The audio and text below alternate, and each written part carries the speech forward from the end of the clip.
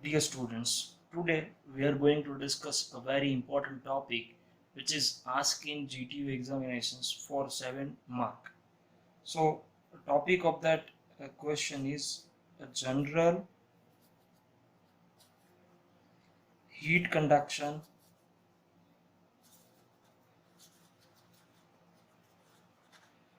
equation in Cartesian coordinate systems.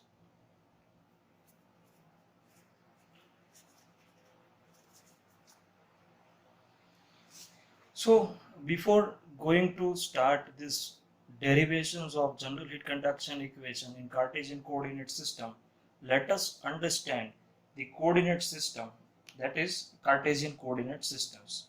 So, Cartesian coordinate system, it means it is a coordinate system in which we have three different axes. Suppose here it is x-axis. This is our origin O. The perpendicular to the x, there is a y-axis, and the perpendicular axis to the y and x is a z.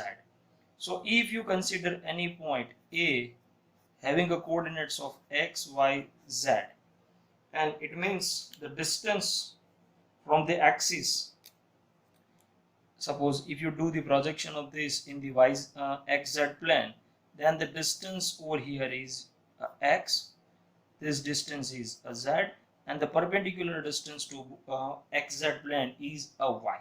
So this types of coordinate system is called as Cartesian coordinate systems. Now before going to discussions or the derivations of this general heat conduction equation in Cartesian coordinate system, let us consider the infinitesimal rectangular parallel pipe volume elements having a side of dx, dy, dz parallel to the respective three axes in a medium in which the temperature is varying with respect to location and time. It means let us consider one elements, it is the volumetric elements.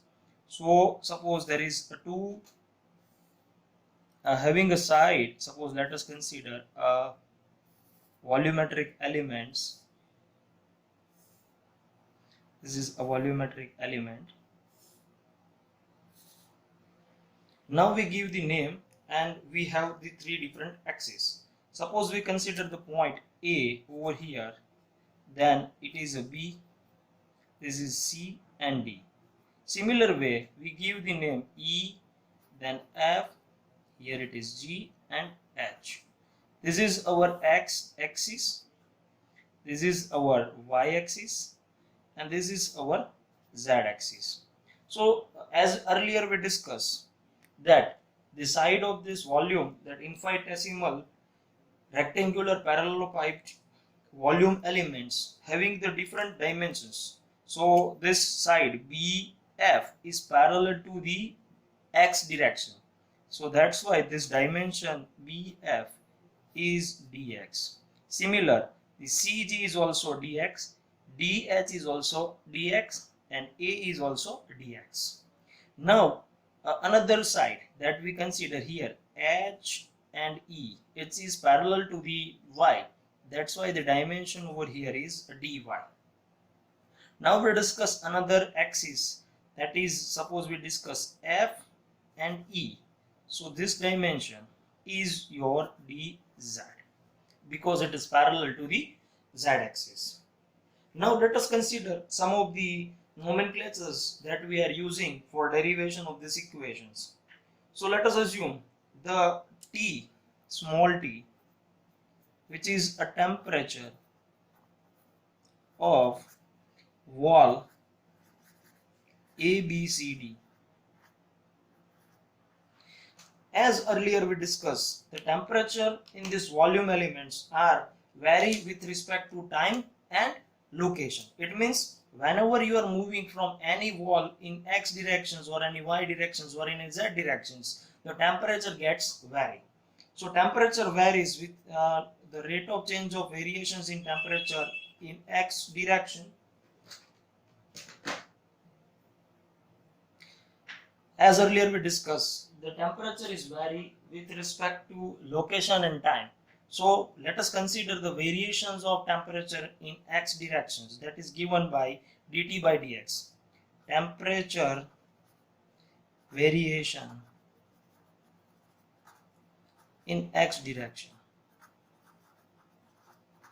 Similarly for y you can write dt by dy. Similarly for z it is dt by dz. Then an earlier video I have discussed the Taylor series expansion.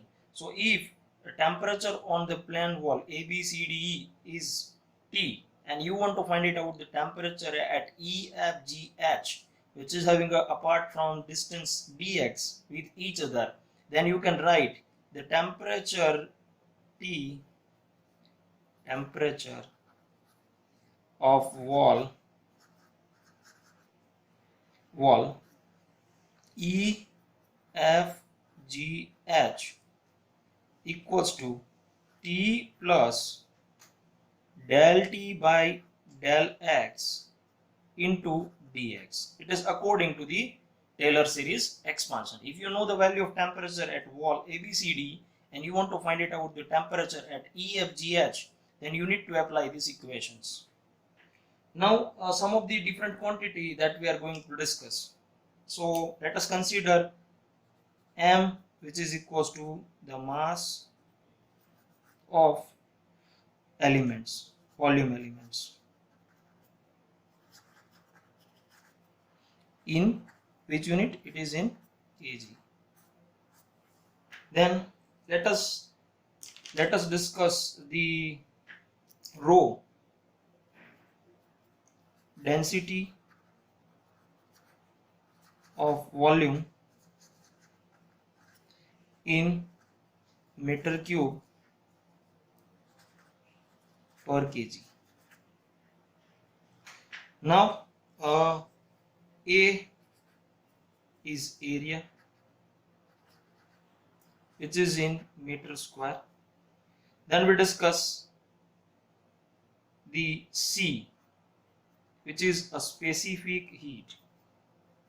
Earlier you have discussed, you have learned in thermodynamics, there are two types of specific heat. One is at constant pressure, another at is constant volume. And the unit for the specific heat is joule per kg Kelvin or kilojoule per kg Kelvin. Now let us discuss some of the important points. So let us discuss now discussing the Qg, capital Qg is a heat generation inside a system or in a system in unit time. So heat is an energy having a unit of joule and unit time it is joule per seconds. It means you can also write it is a watt. Now small Qg, that is the heat generation or heat generated per unit volume per unit time. So the unit becomes the watt per meter cube. Here we are discussing time elements is delta, that is time elements. This is so. Now let us summarizing the different things that we consider in this discussion. Here we discuss, we are going to derive the general heat conduction equation in Cartesian coordinate systems. We are considering one object or elements having a side of dx, dy, dz parallel to the respective axis. Then we discuss the temperature of T, temperature of wall at ABCD. Then variations in particular directions of temperature is dt by dx. Then temperature of T of wall EFGH, it means you know the temperature value over here in a plane ABCD and you want to calculate EFGH. Then using the Taylor series expansion you are able to calculate T plus del T by del X into dx. Then we discuss the mass M, which is in kg. Rho is a density of volume given volume means this dx dy dz. in meter cube per kg, A is the area in meter square, C is a specific heat capacity. Then Qg, capital Qg is a heat generation in unit time. Small qg is a heat generation per unit volume. It means it becomes a watt per meter cube, and delta is a time of elements.